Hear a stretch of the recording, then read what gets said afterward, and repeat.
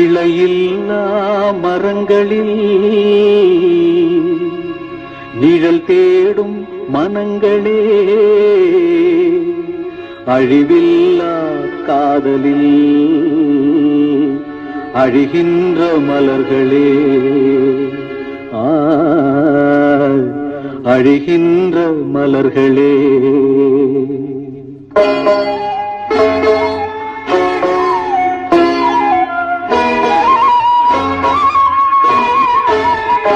காதல் ஒரு வழிப்பாதை பயணம், அதில் நுழைவது என்பது சுலபம்.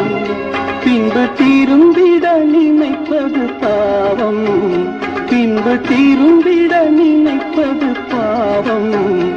அது ஆற்றிட முடியா காயம்.